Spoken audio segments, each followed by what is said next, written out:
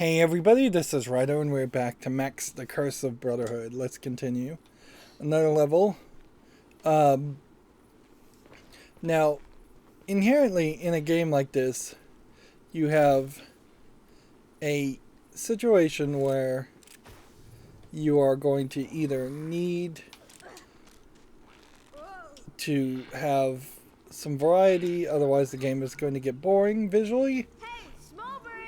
While also needing to have some consistency as far as understanding what is what, in the sense that you need to know.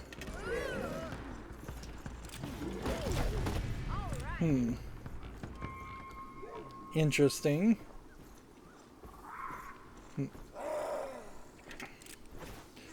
And once again, we have like a Prince of Persia situation here where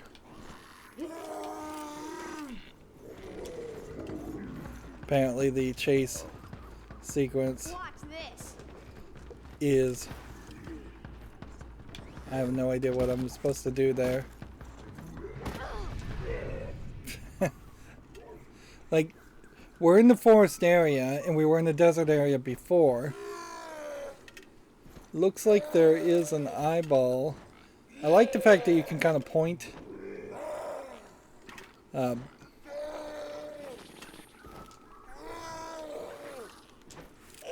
Maybe I am supposed to actively move quickly here.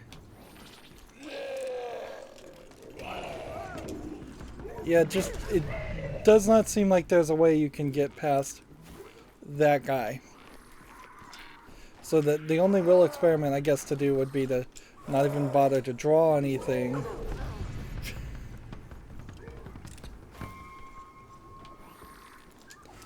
And for these levels to effectively be...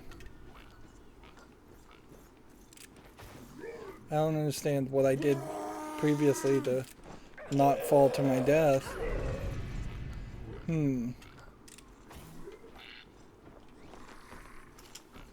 I guess what maybe I'm supposed to do is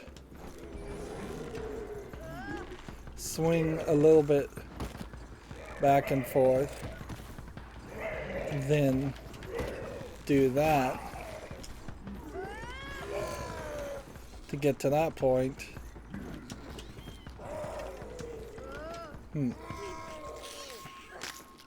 We'll grab this eyeball.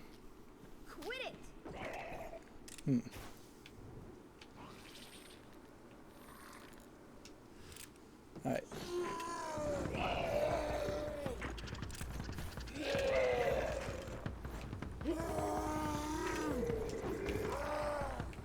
Nothing there.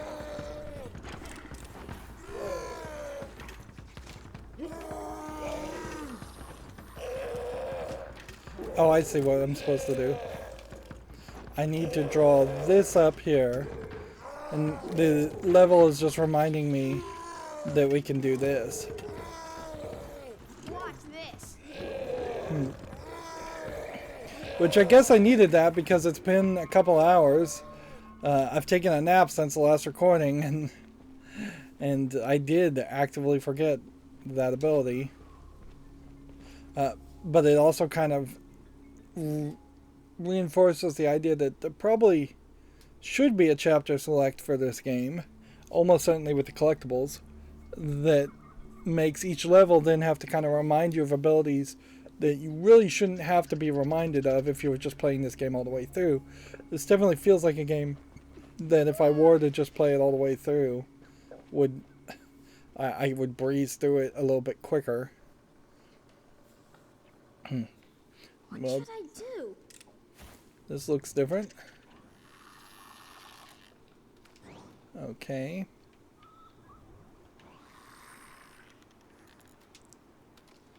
Okay. Can we draw anything to this? No.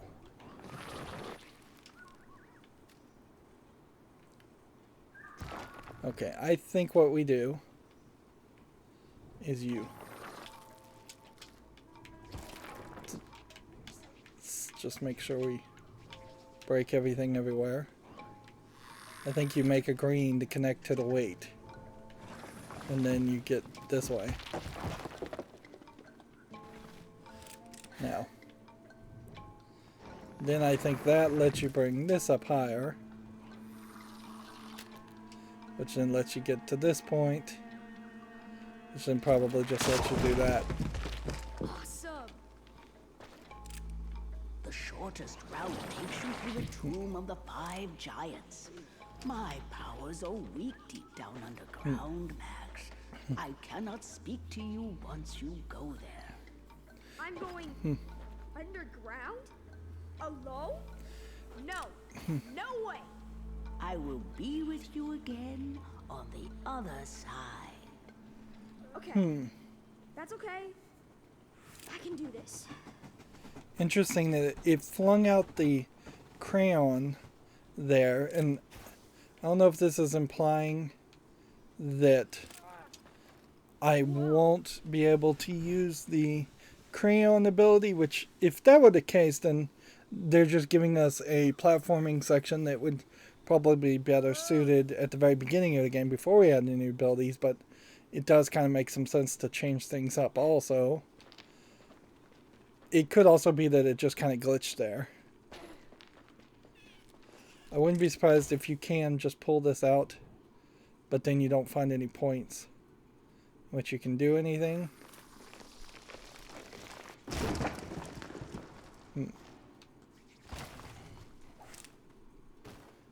And down we go. Alright.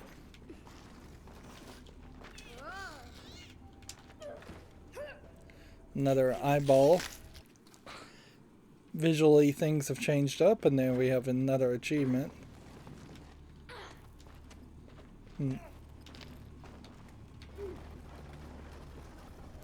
So yeah, they can certainly improve the game by changing the visuals a little bit and going towards this underground visuals. But we will have to stick with some level of consistency with the green still indicating that you can either draw a branch or a vine. And I guess vine in particular is more yellow, although the yellow and the green are close enough in shade that it's kind of hard to see that or tell particularly. Lady, this place kind of gives me the creeps. Is it far? Oh, right. I think I just walked right past an eyeball. A big underground tomb might be something we could have an actual boss fight, but I would suspect we aren't actually going to see that. I can't go back. Alright, so this is a vine.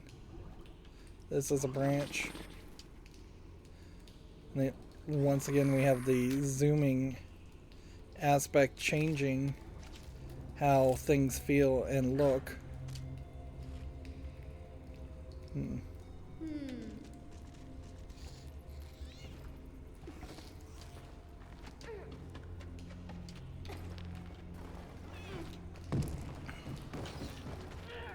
We'll go ahead and grab that. You really only have to hit the Y button as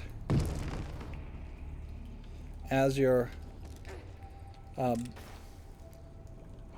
passing it. So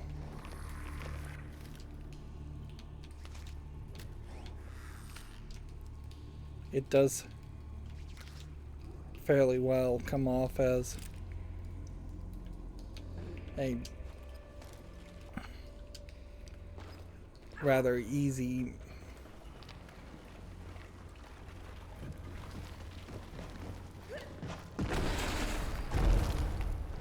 okay.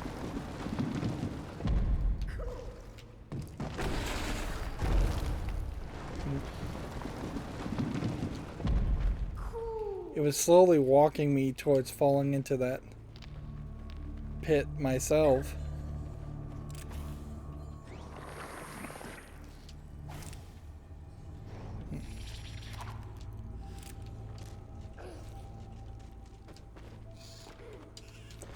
But yeah, the fact that you can just hit Y when the prompt comes up and then it always counts it really makes this game rather easy as far as getting all the collectibles, if you visually find them, which I guess that is the if.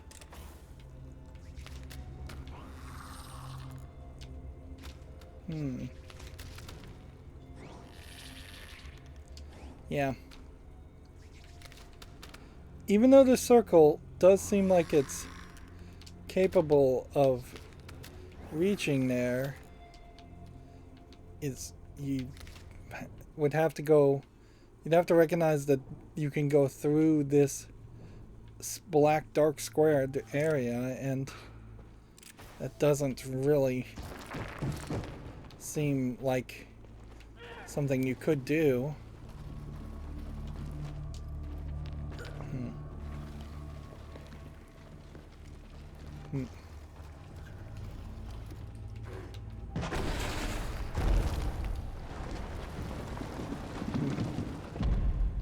It slows you down if you try to walk away while the rumbling is happening. And here we hear a squeaky mouse sound effect, which is interesting because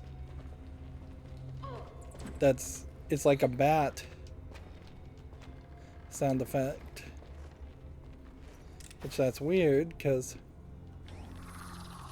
it's fairly late in the game for them to introduce the idea of bats.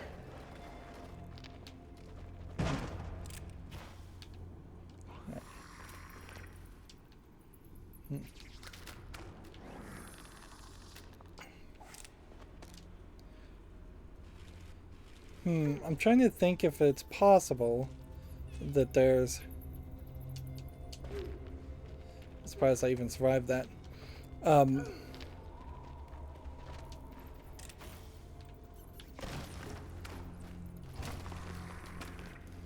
think that was probably more what I was supposed to do.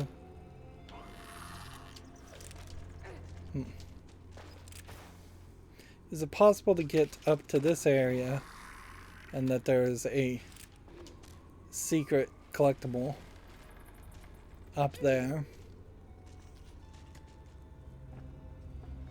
Yes, there is. Okay.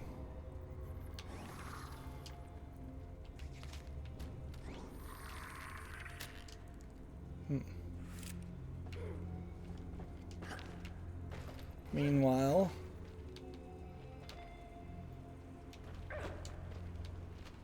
there's also a collectible up here. So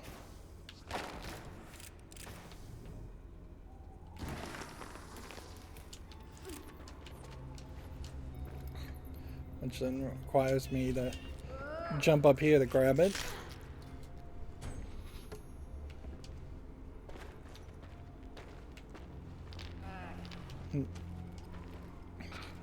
And since all the eyes and everything are in this level, I have to kind of assume that there isn't much game left for this level after this point. Nice job, Max. No achievement for getting that medallion, and they didn't bother to not play the audio in this sequence when you shouldn't be able to hear him or hear the old lady.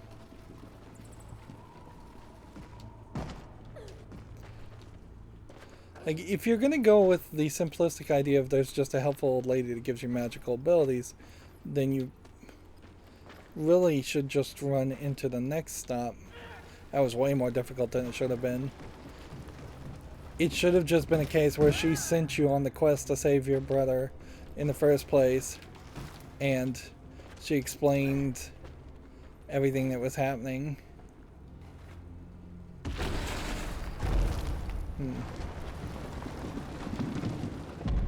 Yes. Talk about good shot there.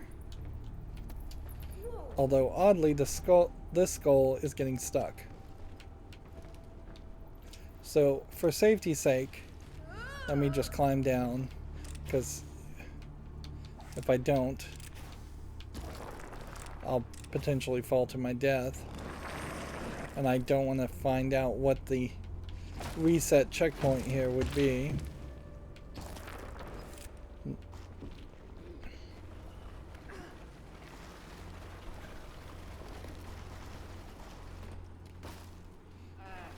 Put a branch down there. The branch did not burn.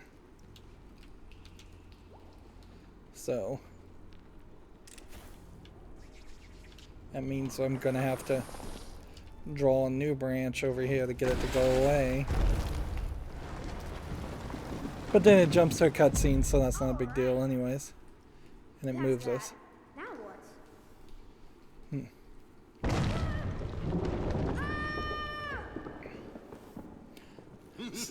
Deeper down we go. Wasn't that the end of Max? Do I think it's time to ready Felix for tonight? Yes, do I. Still think your brother will save you? One for the cage. And two for the door. And three for... Whoops.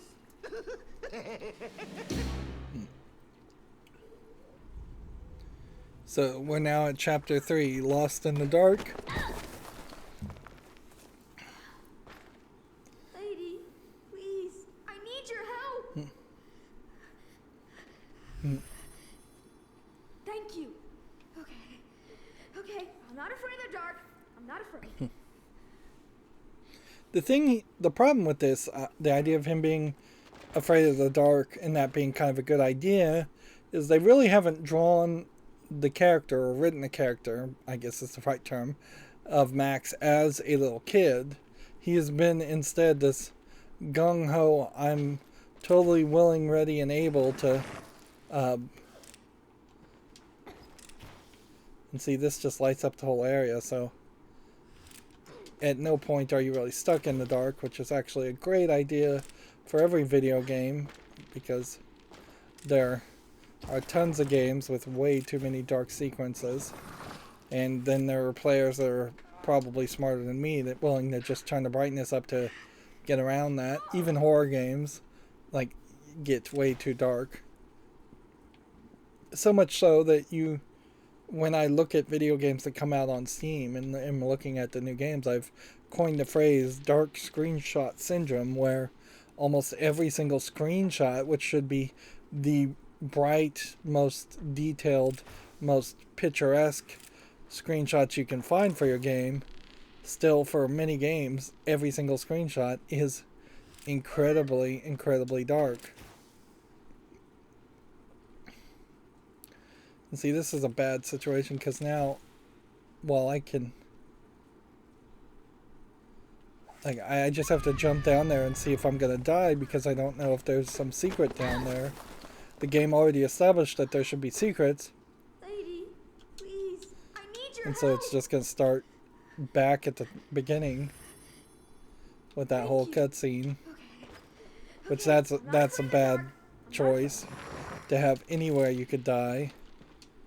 But generally speaking, you would want all the pitfalls to be places where you just fall and then could climb back up, compared to something like Prince of Persia, where falling to your death was definitely more of a thing. There is a gameplay mechanic here too, in that when we light up this area, it is actively making these mushrooms grow, which that's not the case originally. And if you're in the darkness, I guess the eyeballs can see in the dark.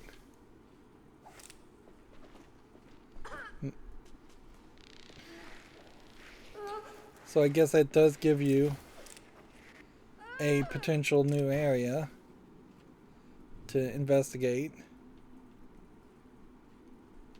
Let's see. We have blue, which means nothing. We have green, and then we have red. Interesting. So it's like magic portals then.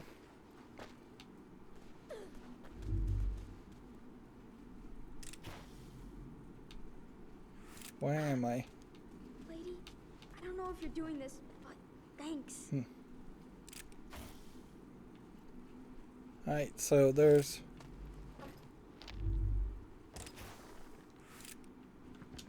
just Portal before maybe even Portal 1 came out. If not, then clearly a level inspired by portals out of nowhere.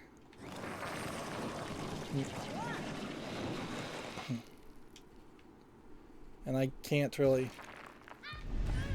do that, otherwise I'll fall to my death.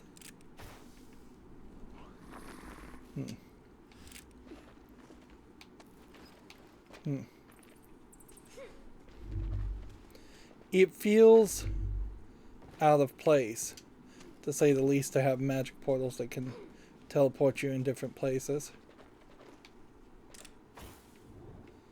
And yeah, as soon as you start to go up,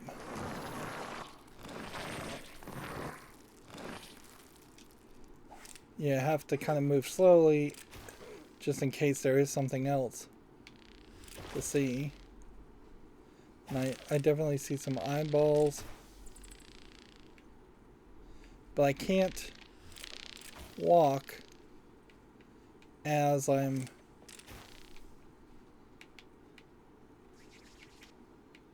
like, I can't hold the stuff and walk at the same time.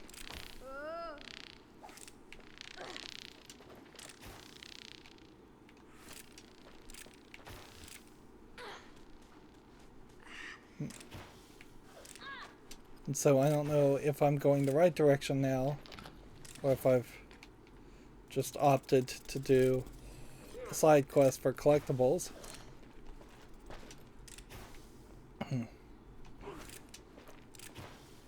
It still feels fairly awkward. I also suspect that that may have collapsed and crushed onto that if I had gone that direction. But I also suspect that this may collapse and crush onto me and crush me at any point. All these stalactites and stalagmites are going to inherently create a danger of something potentially falling on you. Yeah, I don't know if I just missed something in there, or if this is just cave spelunking and that there should be perhaps a map for this type of level way more than the previous levels.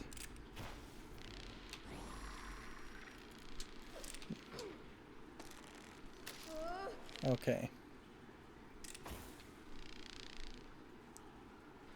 The eyes may not do anything, and I guess we'll just have to figure that out to see if the creepy eyes mean anything or can ever actually harm me. You have a glowing statue of some sort that does seem to just be a glowing statue.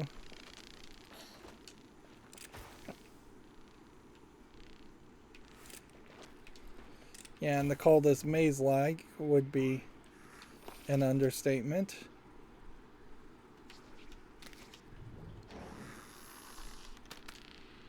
Right.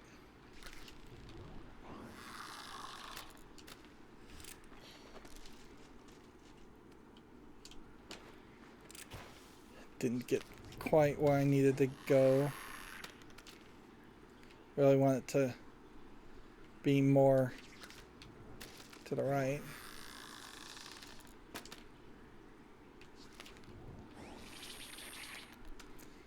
There is definitely a problem here. Well, maybe that would work. In that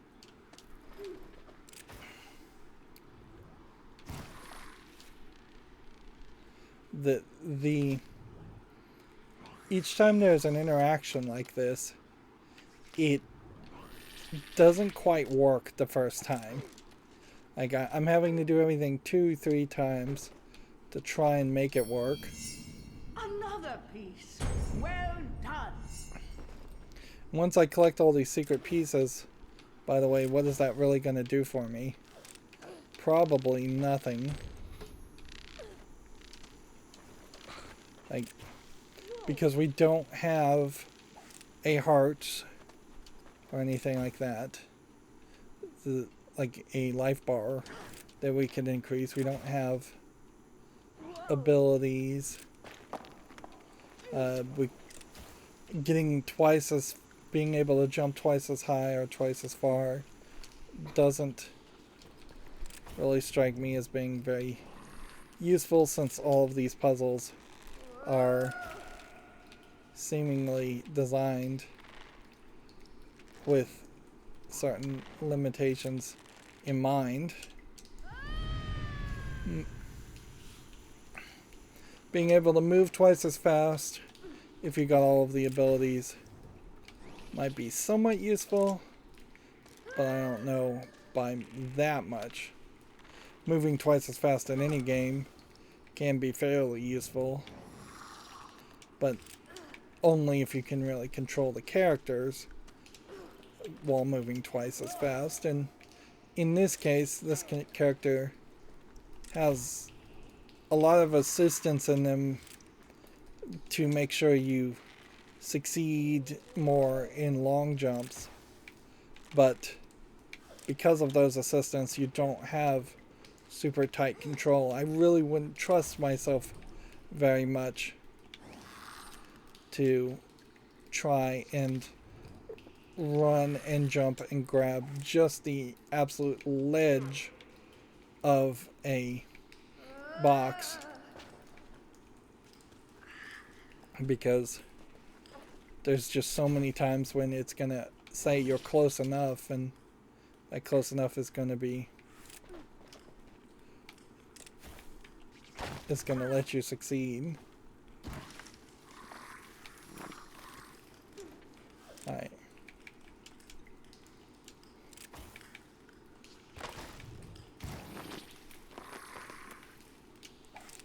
I guess that's what they wanted me to do. So a lot of times that there are solutions like this where the solution's fairly limited.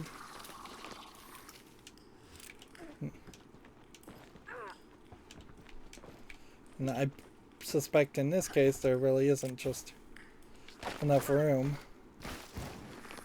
straight up and over.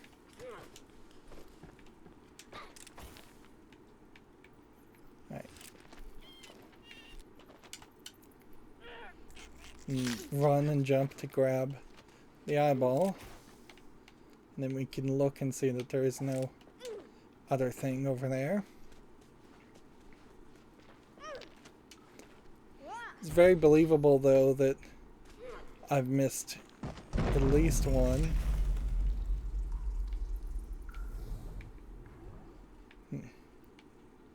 Alright, well, start with this all the way up.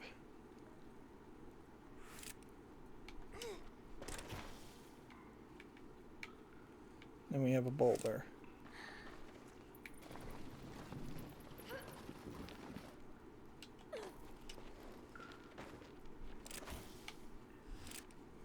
Meanwhile, behind this boulder, we have an eye.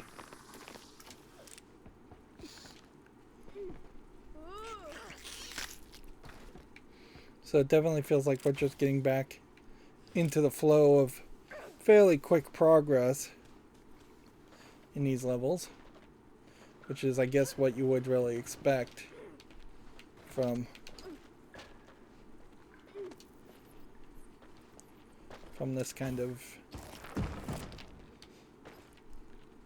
game, is that back to chapter 3.1 would probably not be very difficult level compared to the last level in chapter 4.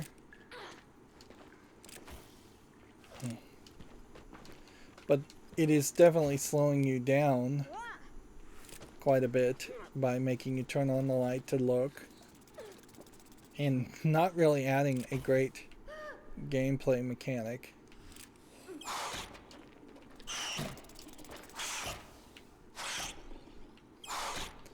Yeah, and I guess it is the case that these guys are not something that we are going to be able to deal with. And we've seen one of those monsters before a long time ago, but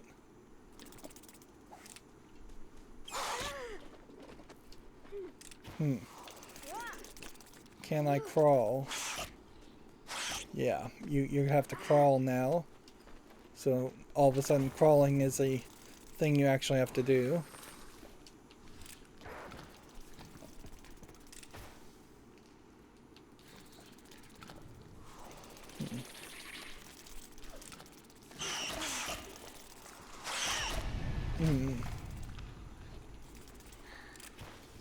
So I need to draw this fairly high up here to get clearance.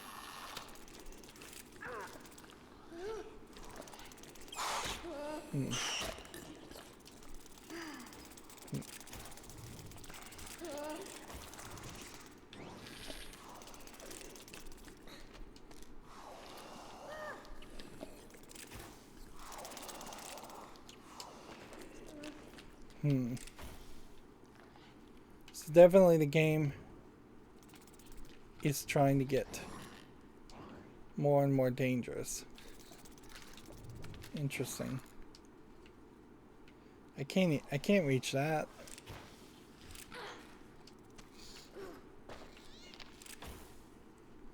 And it does definitely feel like jumping down this way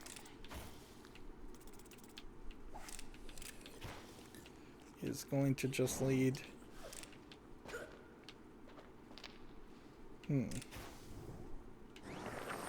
oddly led to basically nothing.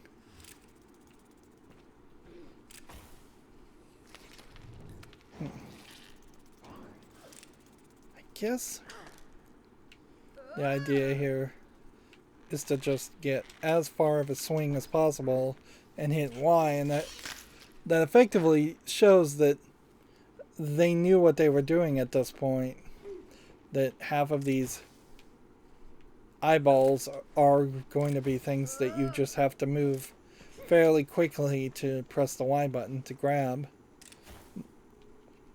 And I guess that's an interesting way to divide the difficulty in a game like this, because you don't have to actually collect the eyeballs. So if you were a little kid and you were really struggling with this platforming, which I could see some kids new to platforming struggling with this, then you could make the more difficult jumps and actions optional.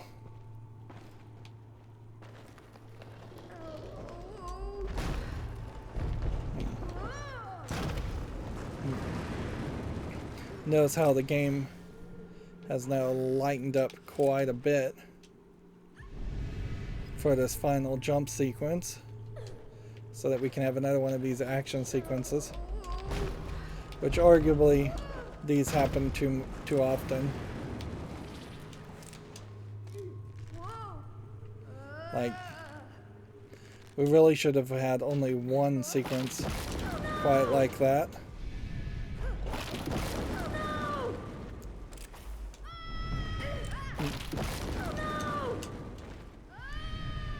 The fact that we've checkpointed back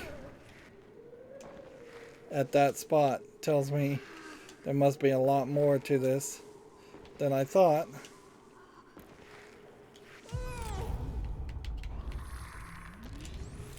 No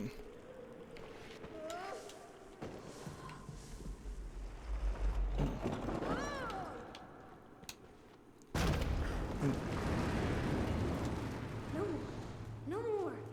It took control over at that point. So now we are underground, and it does seem like we are going to now just continue to go and stay underground for longer than what Max expected, probably for this entire chapter. Looking at the number of collectibles that we've collected as far as eyes and such, and the pieces of the secret medallion, I would say we are probably going to be about halfway through the game, halfway through this chapter, which would leave us at about 5 chapters in total. I wouldn't even be surprised if there are certainly some levels that are fairly short, unlike this level, which was fairly long. Do I expect to get another ability? Yes, there should be some kind of water ability that we probably get either at the very end of this chapter or the beginning of the next chapter. And then the final chapter, I imagine, will be much more focused on just breaking into the bad guy's lair and fighting bad guys, and a lot more instant kills, potentially, in which you are attacked by enemies. But so far, so good, I suppose. Like, this game is definitely ranking as average. It's not doing anything amazing by 2022 standards. Certainly, when this game came out, drawing on the screen as a concept is certainly a gimmick that would have been somewhat interesting.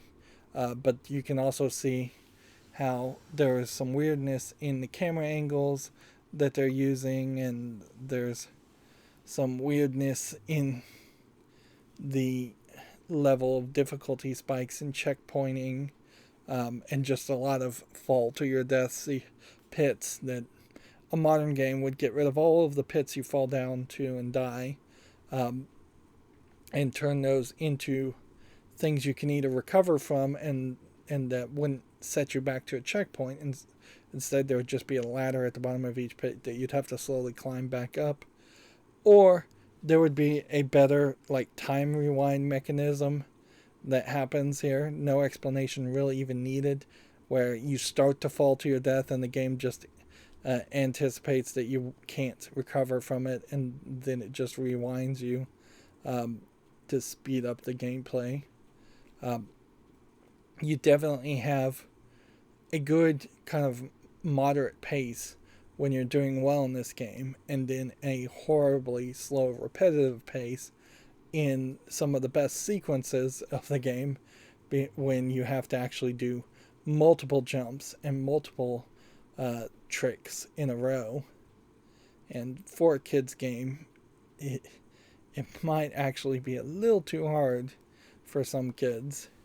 And if this is supposed to be an adult's game, then the whole theme kind of doesn't work, and the whole gameplay doesn't work, and the story, being paper thin, doesn't work. So I'd have to assume this is a kid's game, or which is, even that is kind of weird, because it's not like the Xbox 360 in its heyday was particularly known to try to attract little kids at all.